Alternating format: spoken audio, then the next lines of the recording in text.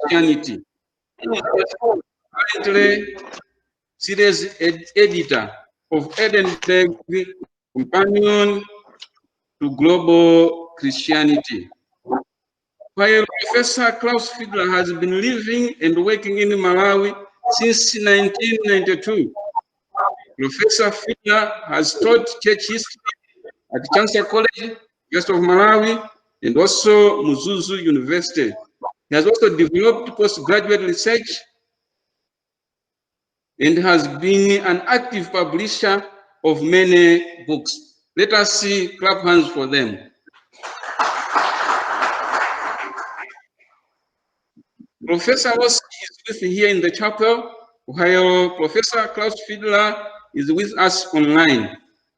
Let me invite Professor Kenneth Ossi to take the floor to launch the book titled A Malawi Church History 1860 up to 2020. Thank you very much.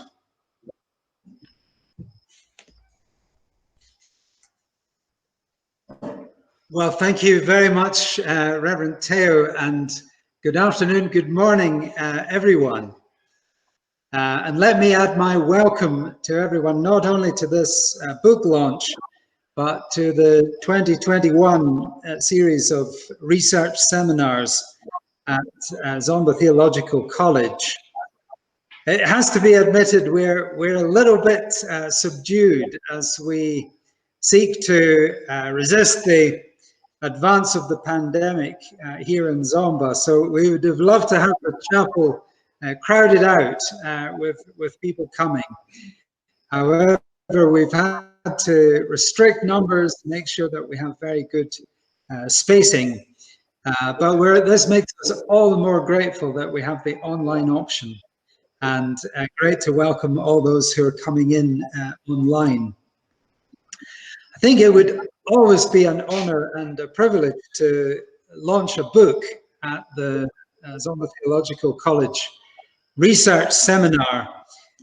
But with this one, it's especially fitting because it is a book that has been created in Zomba.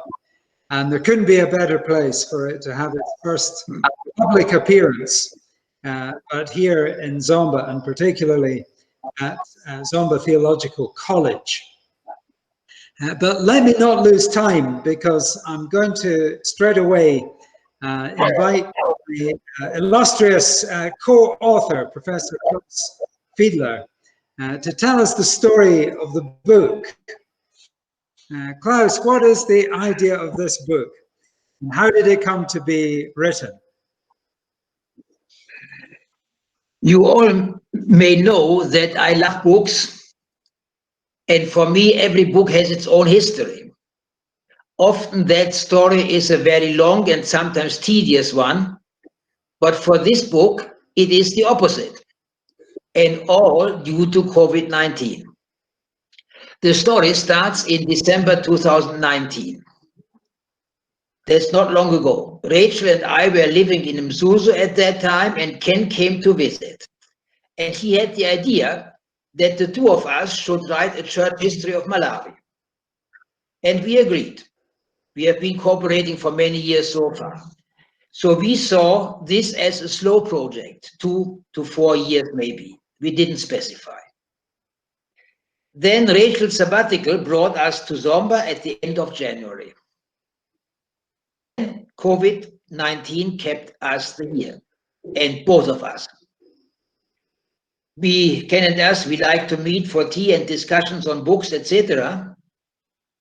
And we met regularly to discuss and promote our book project, reprints, new books, and we also talk about COVID is treating our widespread family in various parts of the world. And we worked on the McCracken Festschrift and soon turned our attention to the common book. And we met 3 times a week. Imagine, we could never have imagined it when we had the first plan. It was sometimes hard to keep the discipline, and it was sometimes even harder to keep the discipline of 3,500 words per chapter. But this discipline gave us strength, and we were grateful that while others are suffering from the virus and many tough restrictions, we can get away with it a bit easier. We have the possibility to meet each other in our houses. Now, this illness turned the long project into a short one, a quick one. And at the beginning, we had to make some editorial decisions, and it was much easier to do them face-to-face over tea than to make them by internet somehow on email. So we decided the book should be a textbook for all who teach and learn Malawi church history, and of course for everyone else who is interested in Malawi church history. And with 15 million Christians, we think we should find enough to sustain this. We had in mind the current researchers, students in various degree programs, from undergraduate to PhD. They all need a solid church history of Malawi. And if someone is to write them, why not us? The next decision was to make a periodization. Writing history lives by this.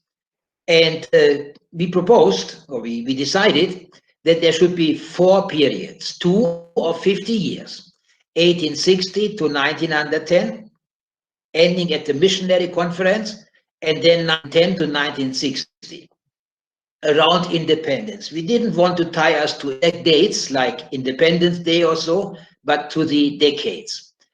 And then follow 2 periods of 30 years, 1960 to 90 and 1990 to 20. Of course, all these changing points, the period points, are marking many important ages. And for the last period, we were there.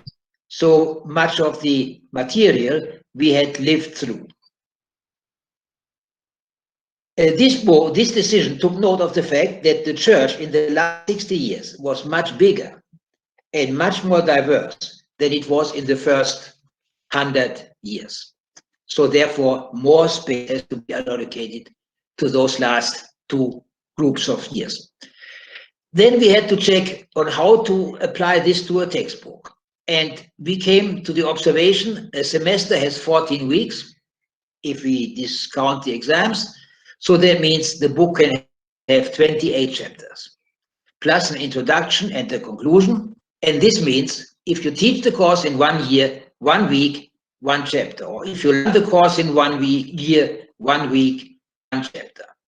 And a chapter has 1,500 words, plus minus a little, plus tables and pictures. This discipline really kept us on the straight line. The next decision was to make it a comprehensive church history. Comprehensive in the sense it should cover all years in Malawi, and it should cover all churches, without any judgment on which church is right or wrong, but covering them all. So you find, of course, CCAP and the Roman Catholics, but it's the first history where the Seventh-day Adventist Church is represented in the whole stream of history. The same applies to the Churches of Christ, and not to leave out the Zionists and the Baptists. All were to be there. Of course, we couldn't mention each of the 900 or more denominations which exist in Malawi, but we made sure that there are representatives of each group, so that even the small, non-named denominations can feel they are represented.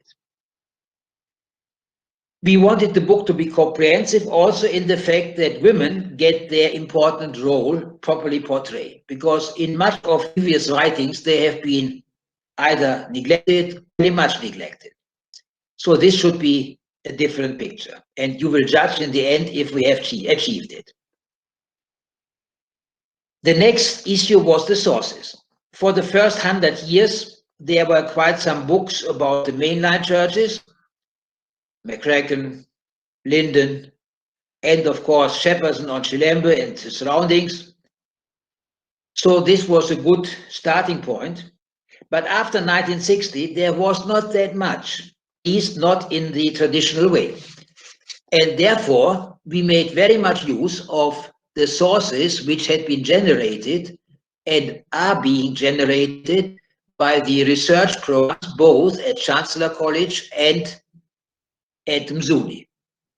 And this is a book where we want to pay homage to all those who have done the research, because without them, the book would have been very narrow and narrow-minded.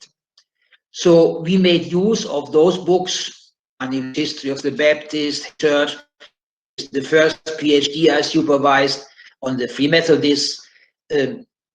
There are many others, just these are the early ones, to build up a history which is broad enough to cover all various expressions of the Christian faith in Malawi.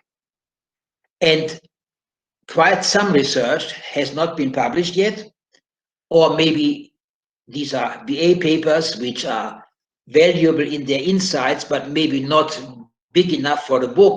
So we used a lot of unpublished sources, and we are very proud of that, because this book is written by two authors, but it's based on the research of many who did the work before us, and some of them quite just recently and still around us. So my respect and my compliments to all of them, and our compliments. And then, in order to finish our editorial decisions, we had to look at layout. We decided the book should have more than 500 pages. Then there should be 28 lessons, of course, and everywhere there should be text boxes and pictures. Not too many and not exactly equally distributed, but whatever makes sense to illustrate and make the learning easier. And also the font size is not as small as we could have possibly made it to save paper. Then every chapter have a list of further reading, so that the students can go right away to the textbooks which they could, to the books which they could read otherwise. Then there is no need for the bibliography. Yeah, because there are 28 bibliography appropriate for the chapters. We also were very much aware that the textbook is not alone and to be alone. First of all, we were aware that there is already a source book on the sources of Christianity, Christian history in Malawi. And one of our first attempts was to update this book, to accept new input. And then in the Malawi church history, we related on page 43 to 5, the book which we wrote to sources which had been written before. We also decided in the future there will be a reader, because some of the articles we refer to are difficult to access even for a dedicated research. So we have decided to make a book of about 350 pages with 23 articles difficult to find in Malawi, but referred to in the church history, and 2 articles we had because we liked them. And yeah, this will be available during this year, we hope, but it has to be done. And just a day ago, when I saw a picture of Bowden Mission, I said there should be another book, a pictorial history of Malawi, a pictorial church history of Malawi. I know that is not my domain, but if anyone could take up that job, I would be happy to cooperate with my historical sources. And this is unique. A comprehensive national church history. We have tried to find in our memory, from our friends on the internet, etc., is there such a thing? And at least for Africa, we have never found a church history of one country which is comprehensive, or at least aims to be so. So we present this to the scholarly world, not only as a coverage of Malawi church history, but also as a new approach, that this is the aim, to have a comprehensive, full-scale history in one volume, covering all the years and all the expressions of the Christian. This book is also a celebration of God's history in Malawi. The missionaries came not long ago, and they found about 500,000 people. They tried to evangelize them. Not easy in the beginning, but they had success. Now the church in Malawi has over 15 million members.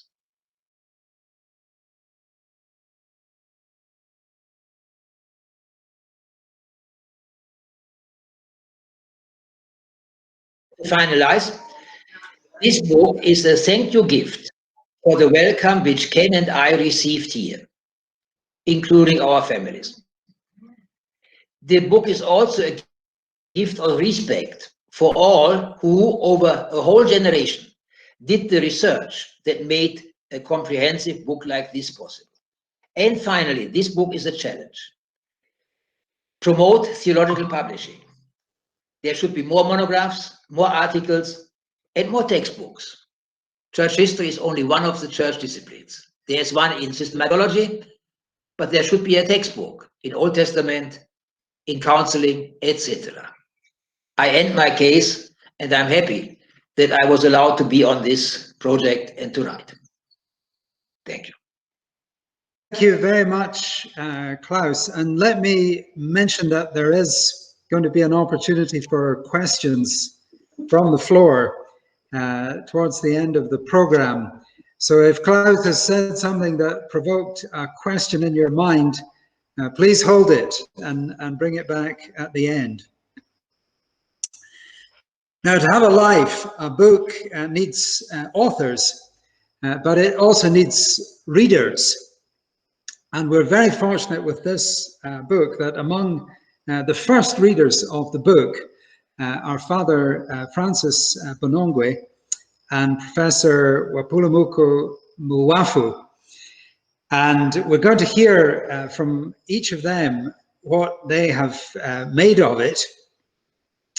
And so we'll begin with Father Francis, who teaches church history at St. Peter's Major Seminary here in Zomba, where he is also the Dean of Studies. And so someone who's very well placed to bring us an assessment of the new book. Please, Father.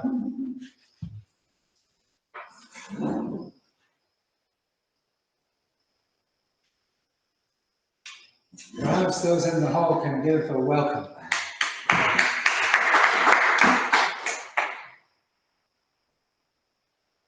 Thank you very much, Professor Rossi.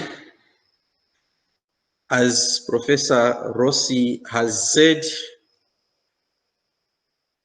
I teach church history at St. Peter's Major Seminary since 2016 November.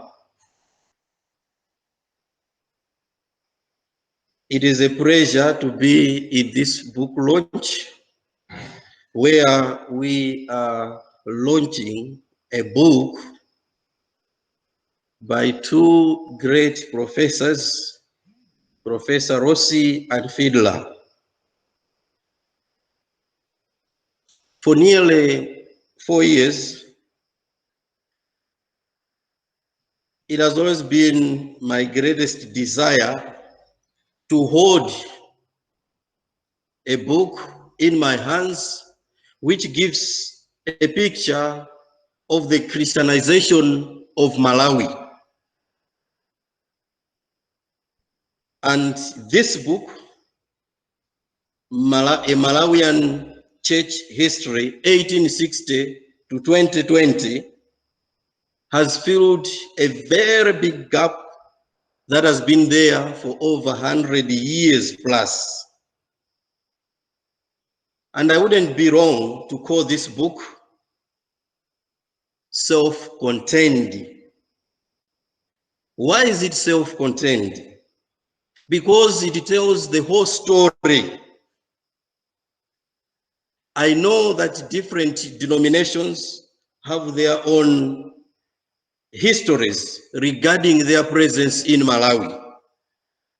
I have read a number of them, but this book answers one of the major questions in Malawi's Christian heritage. And that question is, how did Malawi become Christian? By reading this book, one will know who opened up the way for the Christian faith in Malawi. One will know the forefathers, the local forefathers for that matter, of the Christian faith, who without them, maybe the story would have been different. By reading the book, one will know how the Christian faith has developed in Malawi. In summary, by reading the book, one will know the story of the Christian faith in Malawi. So the book takes you from the time of Dr. David Livingstone, whom John Ball calls the Pathfinder, who together, Livingstone, with his European colleagues, but in close collaboration with the African brothers and sisters, to our own times, where now 80% of the Malawian population is Christian. So the book captures the whole story from Livingstone to our own times of what Christianity is, how it has developed in Malawi.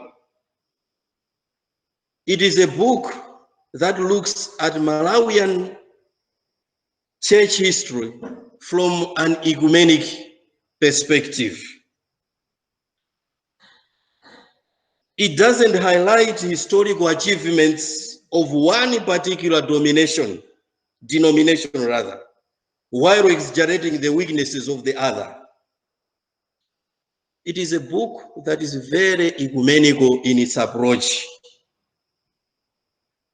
And this book reminds me of the words of Pope Leo XIII in his letter on historical studies, Sebe Numero Considerantes, of 18th August 1883.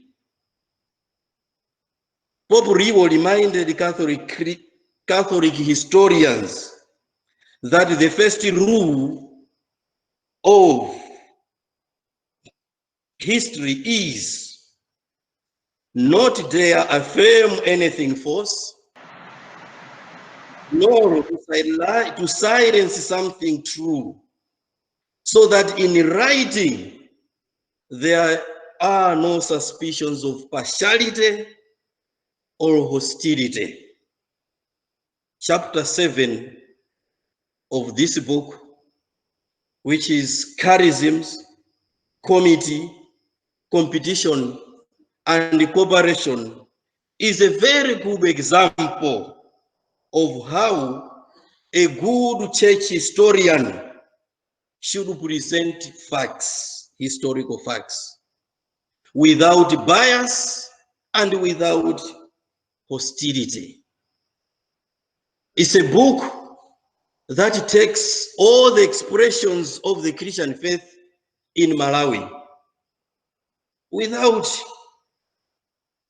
making any judgments whether this group is true to the sacred scriptures or whatever, but it gives us really a very good picture on how the Christian faith came through these different denominations and how they have impacted on the life of Malawians. So as a teacher of church history, I strongly recommend the book, that it should be a book that every teacher of church history must have. I would agree with Apau, who says that it is a book that every institutional and personal library should have, because it is a book that tells the story of the Christian faith in Malawi, how it came, how it has been lived, and how it has been developed. So I conclude by saying that this book teaches students of church history in Malawi must have, and unfortunately, I already have it. Thank you very much.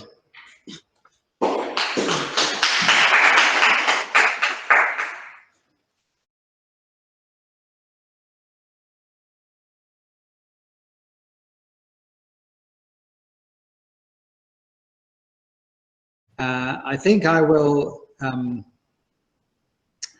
follow a convention for a book launch, which is that as well as hearing about the book, there should be some readings from the book. So I'm going to just take 2 or 3 selected readings. The first one was slightly alluded to by Father Francis. At the end of each of the periods, Klaus mentioned the book is divided into 4 periods. And so at the end of each, we tried to summarize what was the situation at the end of this particular period. It was a difficult task, I must say, but I'd like to read the paragraph that summarizes what was the situation of Christianity in Malawi by the year 1910. And this is our 1-paragraph answer. Christianity in Malawi in 1910 was characterized by charisms, comity, competition, and cooperation.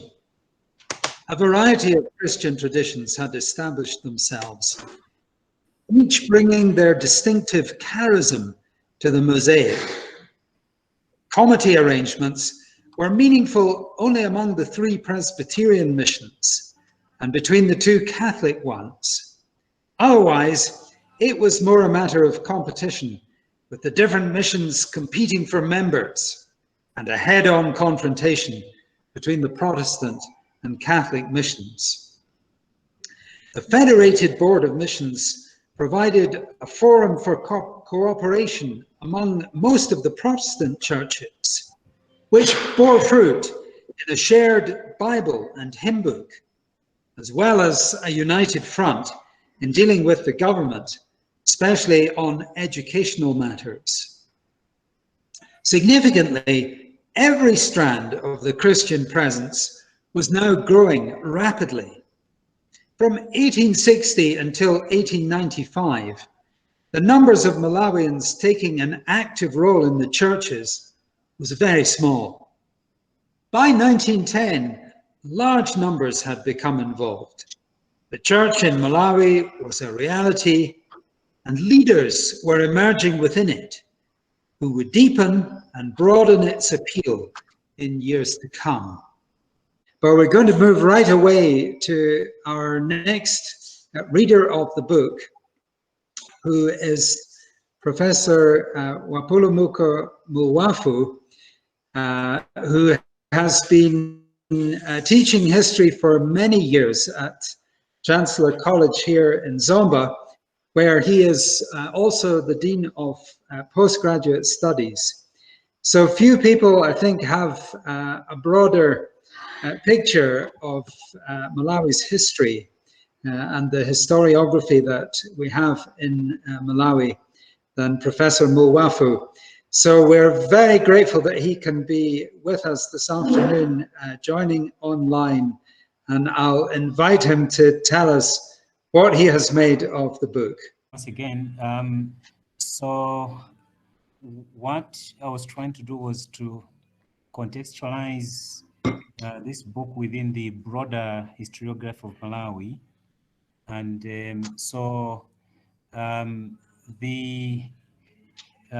my observation is that there's great need writing history books on different themes, different topics on Malawi. But at the same time, what we don't have comprehensive books that provide a detailed analysis of developments that have taken place across time and space, kind of books that provide information which can enable someone to have a deep understanding of the history of Malawi. We do have different publications on different parts of the country and different historical periods. So in looking at the existing publications, John McCracken's History of Malawi stands out to be one such comprehensive book. And so I see, therefore, the publication by Ken Ross and Klaus Fiedler as fitting in that category, that it has tried to analyze the development of Christianity in Malawi from the earliest times to the present, but at the same time, they do not just focus on one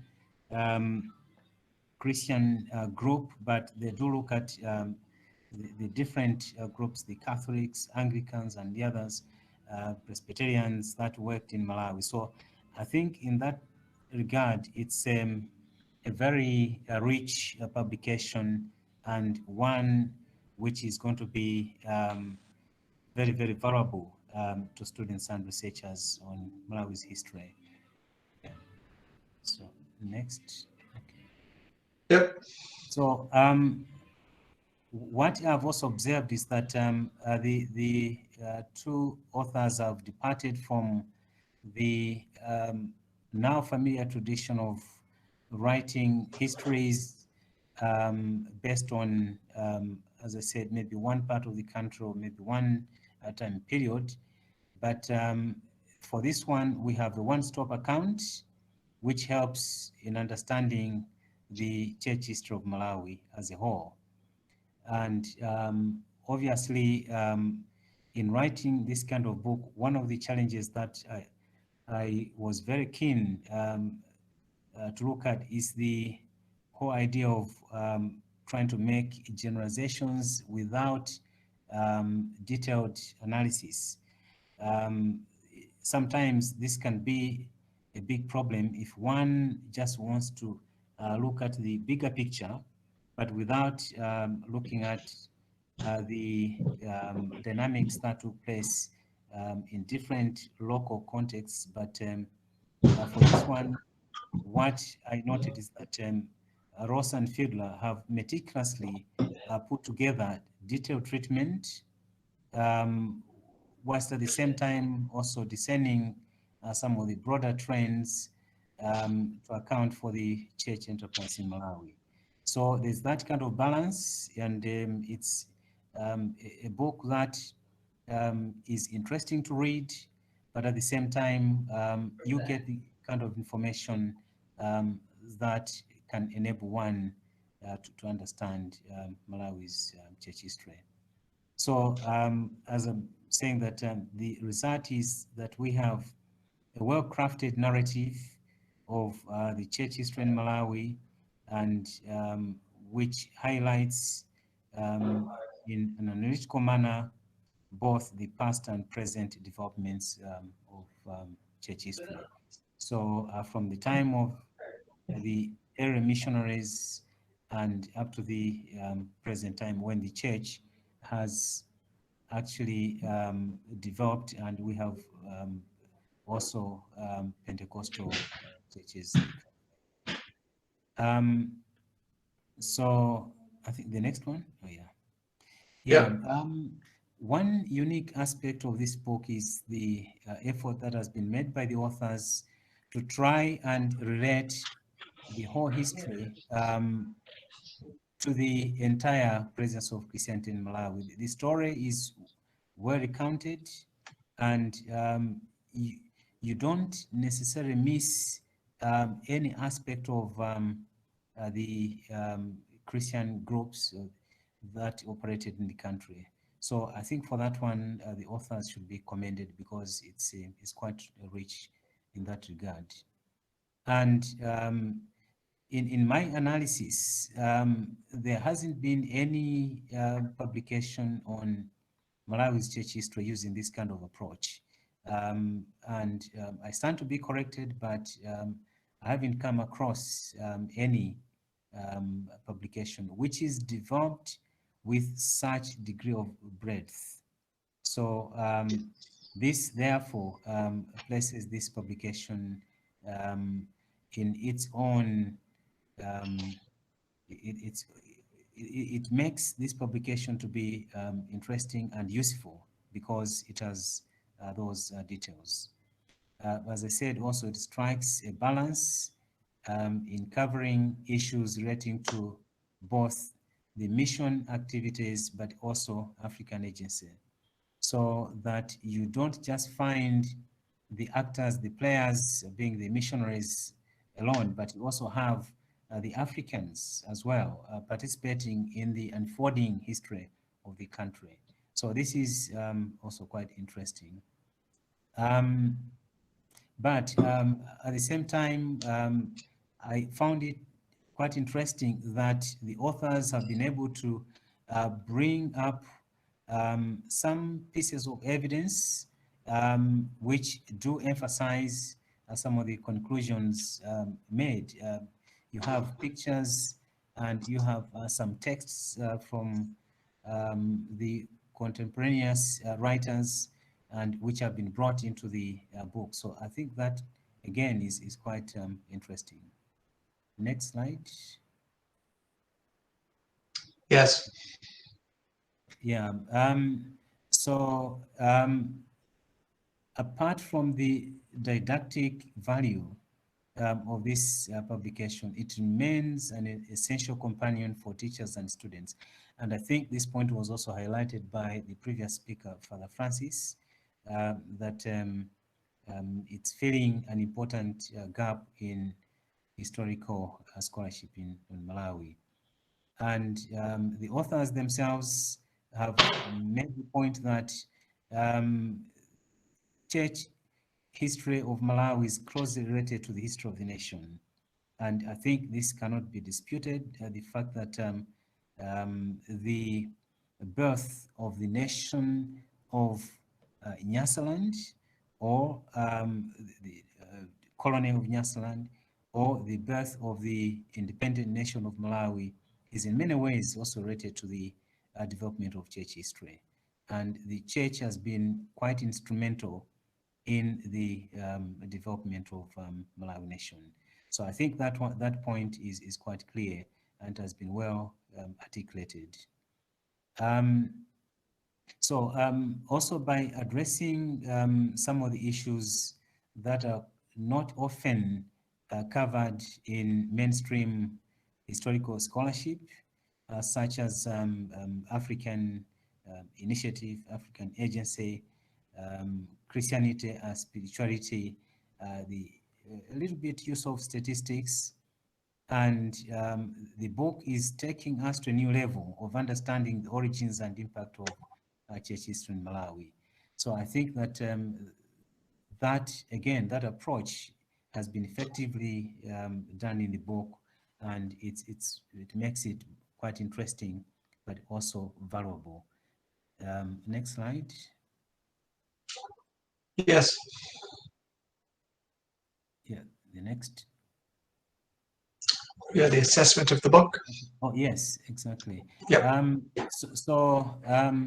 Now commenting on presentation language, the book is highly accessible, and it's kind of book which would be make it quite easy for readers to follow the developments that have taken place in Malawi's church history.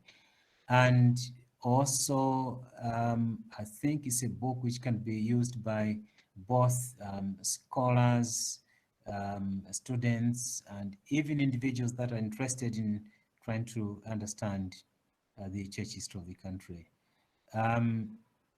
But like I said earlier on, also the inclusion of captions, testimonies, pictures, portraits drawn from original sources. I think this is very helpful to getting a bigger picture of the church history.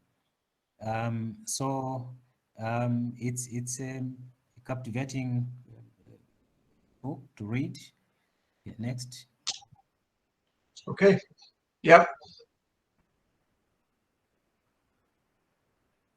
Comment on organization of the book? Yes. Yeah. I will not spend much time on this one because I think it has been highlighted by earlier speakers.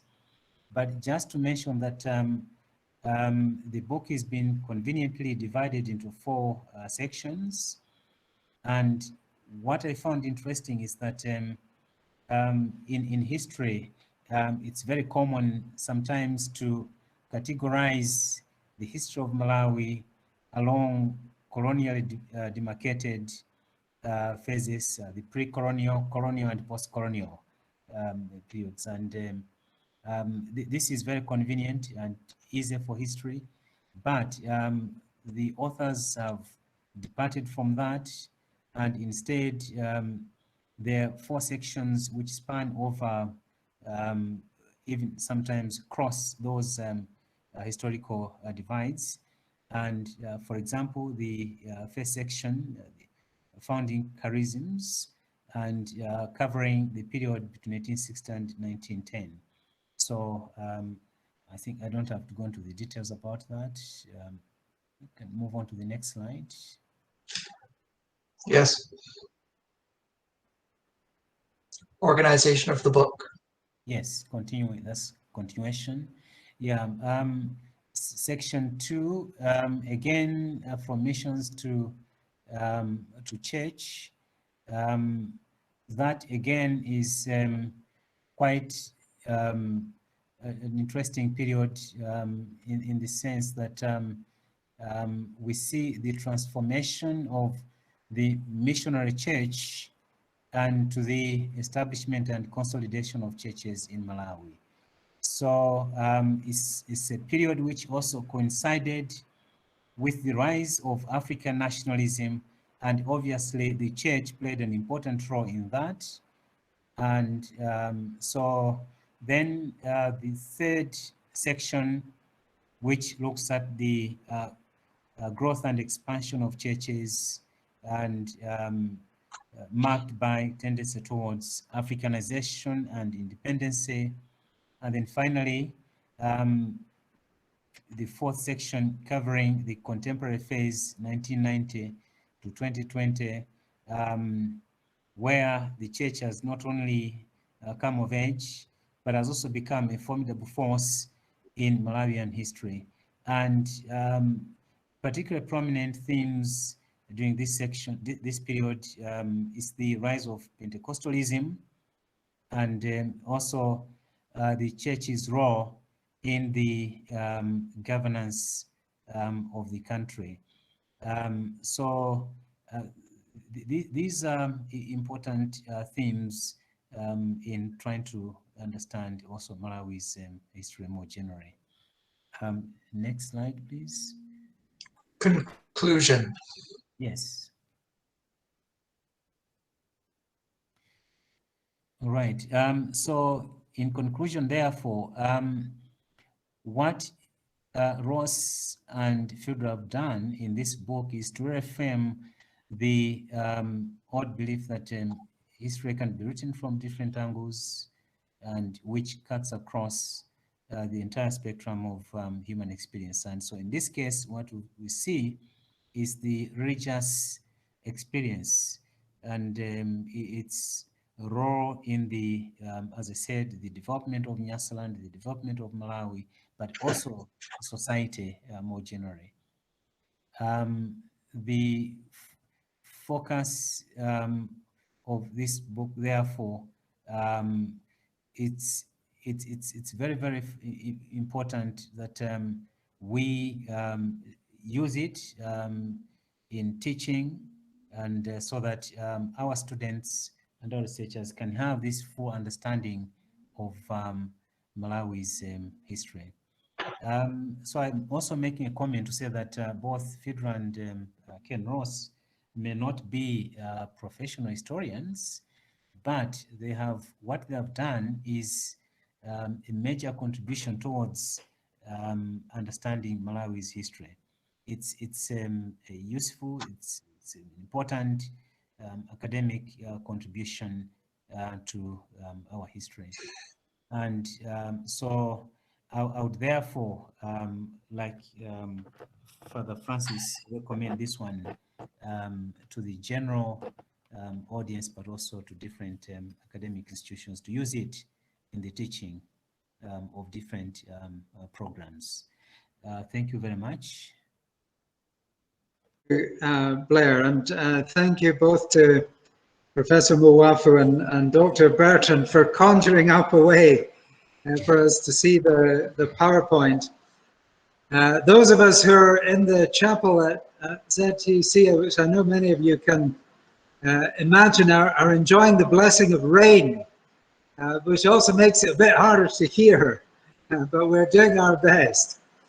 And we're going to now slightly reduce the readings from the book, simply because time is marching on, and I do want to give the promised opportunity for questions to any of the presenters or to the panel as a whole. But I'm going to read just one more passage so that we hear from the book itself.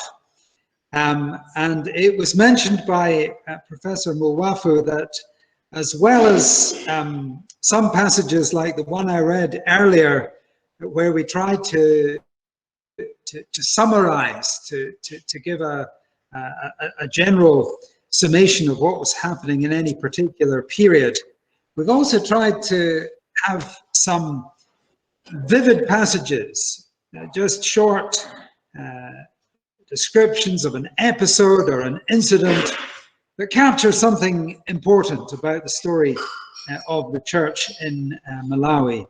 And we've sometimes used these to highlight dimensions of the story that have sometimes been neglected in the wider historiography. One of these is about women who've played a huge role in Malawian Christianity, but it's often had little recognition. And another major feature of the story is music, which again often has not had much recognition, while on the ground it's been playing a very big role. So this is a little passage that brings together these two themes, the theme of women and the theme of music. And it's a passage that comes from a Canadian missionary called Clara Henderson, who writes about an occasion when she made a visit to a Mvano group within the Synod of Blantyre. And this is what we have in our text box. After ushering us into the house of our host, the women continued singing and dancing in a circle outside, moving counterclockwise and altering their dance patterns in accordance with the songs they were singing. Their songs were punctuated by ululation and laughter, and I continued to watch them through the window as we had our hot tea and buns, wondering how a translated European hymn had come to be transformed in such a way. Later, I discovered that they had been singing Nyimbo 369, "There is a stranger at the door, let him in," a translated hymn originally from Ira Sankey's Sacred Songs and Solos. This was the beginning of my fascination. So Clara was fascinated. Klaus and I have been fascinated. We hope that through the book, perhaps others will come to be fascinated by the very rich story of church life in Malawi, and that this will be a platform for much more of it to be explored and described and analyzed and elaborated. But yes, sure, thank you. First of all, thank you very much to all the presentations. They were really good and riveting. In passing, I'd like to say that I've had the privilege of reading Augustine Musapoli's text, and I really hope that it comes to publication in some form or another series. But my question is to the two authors, and it's about your choice of cover, which I found a bit surprising in the whole book. What it showed, for those who haven't seen it, was a group of white people giving a group of young Malawian people tea, and a very European tea. And it struck me quite a strange sort of way to introduce your whole book, because it seems to be almost the opposite of what your book is trying to say, that the role of the Africans in this is very passive, and what they're receiving is very much European culture rather than the religion. I just wondered why you chose that rather than something a bit more obvious.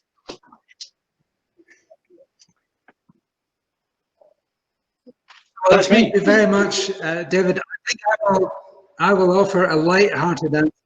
Maybe depend on Professor Klaus for the serious answer. My light-hearted answer is I once heard a radio interview with Alexander McCall Smith about his books on Mara Motswe of Botswana.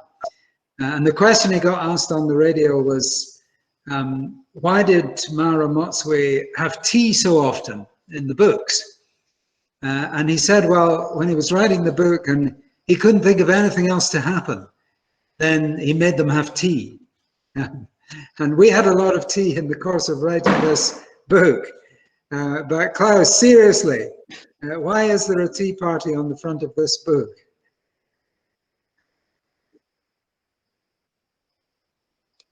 Where's my phone? Yeah, can you hear me? Yes. Yes, yes, you're clear. We had first of all a thought of putting one of the Moor pictures, the Moor mural pictures on, with the missionaries arriving under the baobab tree there. Very well done and so on. But this picture fascinated us more because it is something which you don't expect. I know a lot about church history, but I had not expected this to provide a tea party for the girls in school in 1888. That was before colonial rule came. Yeah? And they were all inviting, with the head of the mission standing there in front and giving dinners, girls who were at school. You see, I'm not in the danger of generalizing, but this was an unexpected picture, and I don't think it would have happened in, let's say, the German missions around the same time. Because this picture shows the value the missionaries gave to the African children and their parents, of course, to Africans as a whole, as equal. They deserve the best they can offer. It is not an attempt in any way to make Malawians less Malawian. Missionaries didn't try it, but to give them something which is more than just what the world was offering them, to elevate them. And I appreciated this picture very much. Yeah. Maybe I can find some other answers, but this was the first reaction. At the same time, we realize not everyone has funds available. We do want the book to be available to everyone. So we would like to launch the book by contributing copies to the library, the Zomba Theological College Library.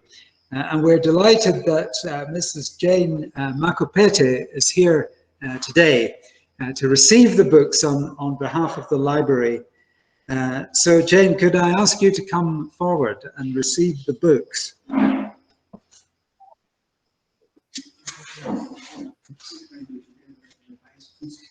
Yeah, sure. Jane, I need to ask you to come round into the front of the camera so that people can see you. And I noticed that our vice principal of the college is here, so perhaps he could also represent the college for this little ceremony.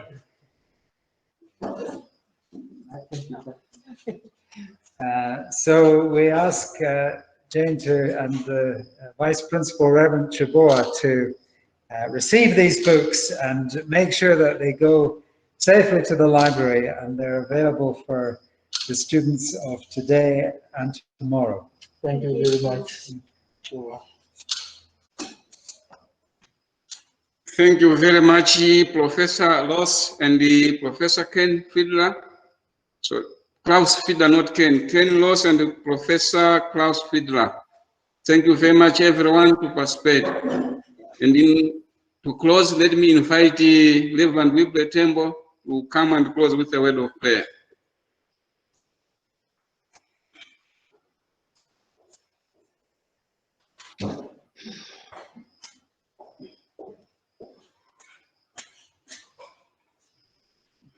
Let us pray. Our dear Heavenly God, we come before your presence this hour with all gratitude, magnification, and adoration to your name because of this wonderful and beautiful event of the book launch from these two authors. Father God, we ask you to continue guiding them, giving them more wisdom so that they can continue with their regular research, as you are also helping us all who are going to read these books. In Jesus Christ's name, we also pray that we should have that vigor of having an element of doing research, element of knowing new things all the time, more especially in this sector of history of Christianity. We know without history, we cannot go anywhere. Therefore, this history written in this newly launched book should help us all. In the mighty name of our Lord Jesus Christ, until we meet again, we pray. Amen.